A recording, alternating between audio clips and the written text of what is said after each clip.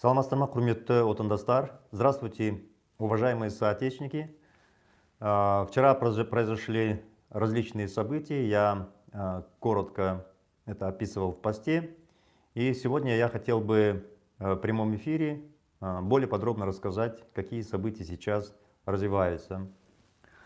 Ранее, где-то в феврале, в январе и марте, вот в предыдущие месяцы, скажем, этого года, я рассказывал, каким образом будем действовать мы, наша политическая организация.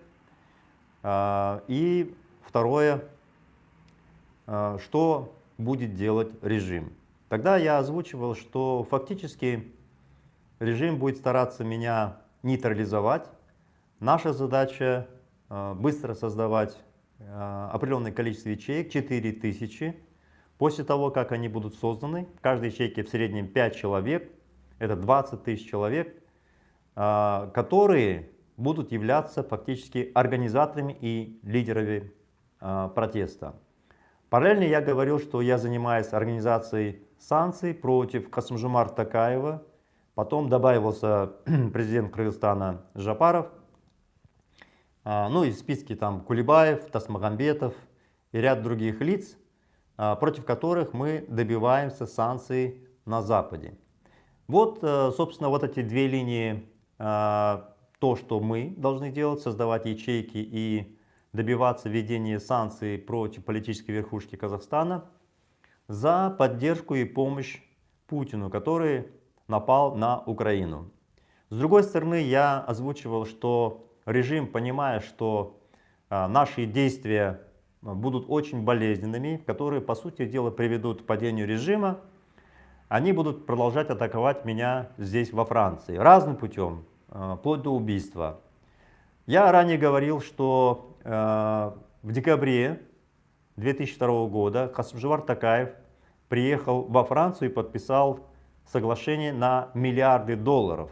И местная газета «Ля Фигаро» написала, что на столе, что называется, в кулуарах идут договоренности, чтобы отобрать у меня убежище, потому что казахская сторона говорит, что взаимоотношению и торговым отношениям между Францией и Казахстаном мешает Мухтар Аблязов. Вот в этом направлении уже идет борьба. 8 декабря 2022 года у меня отозвали убежище, я подал кассационную жалобу, дата суда еще не назначена.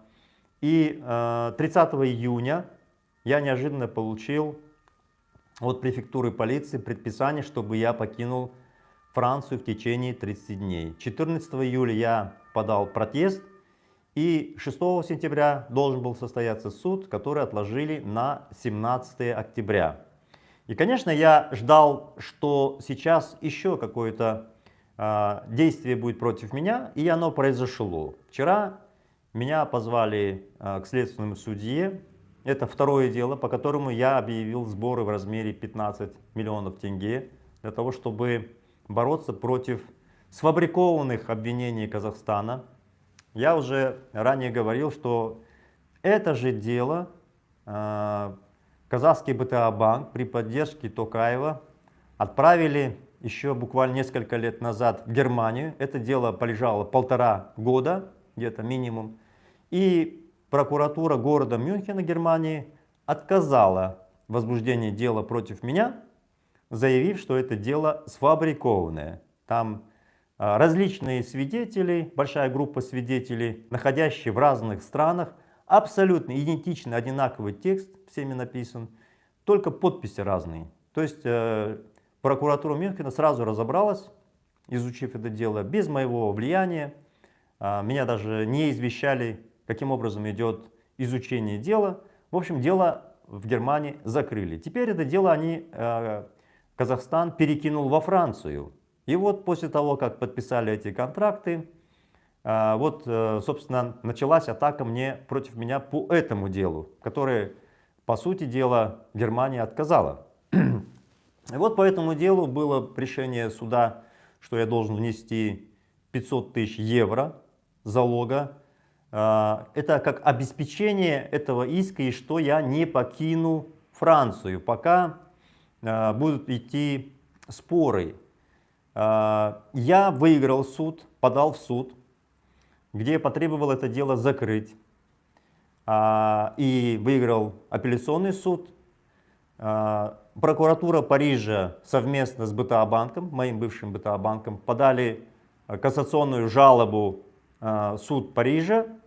И практически через 2 года добились, чтобы это дело снова вернулось в суд первой инстанции. И вот сейчас вокруг этого будет идти новая судебная борьба. И вот представьте себе, я настроился на этот суд, собственно, для этих целей собирал средства, потому что 2 направления. Один — это до 1 октября я просил помочь мне собрать 15 миллионов тенге. И второй транш — это до 17 октября собрать 10 миллионов тенге. Это связано с процессом 17 октября, где префектура полиции требует меня покинуть Францию. И вот, собственно, вчера меня приглашает следственный судья, и идут вопросы не по сфабрикованным обвинениям, потому что там все очевидно, понимаете? Судья мне говорит: знаете, вот есть решение, что вы должны внести 500 тысяч евро, которое является обеспечением жалобы казахской стороны. Да, еще, конечно, идут споры судебные, но тем не менее вы должны обеспечить иск, иначе я вынужден буду вас арестовать. Вот что мне заявил судья. Вот представляете, здесь 17 октября, значит, будет слушание в суде, где префектура Парижа требует, чтобы я покинул Францию. А другой суд требует, чтобы я не покидал Францию. И более того, в качестве обеспечения я положил 500 тысяч евро, которых у меня нет. А если я в них не положу эти 500 тысяч евро, то судья говорит, что он вынужден будет меня арестовать. Вот представляете, они за счет этого лоббизма создали фактически правовой тупик. Один суд говорит, что я должен покинуть Францию, другой суд говорит нет. Вот, допустим, если я по решению суда, если оно вынесет решение против меня покину Францию, попытаюсь покинуть, тогда я нарушаю решение другого суда. И тогда этот суд постановит, что за нарушение их решения меня арестовать. Понимаете? А если я не покину Францию, выполняя решение другого суда, то есть решение, будет решение другого суда, если я проиграю, которое будет требовать, чтобы я покинул Францию. И если я его не выполняю, то опять меня арестовывают. Понимаете, какой вот создали правовой тупик? Фактически абсурд. И вот, уважаемые друзья, вы должны понимать, с чем это связано.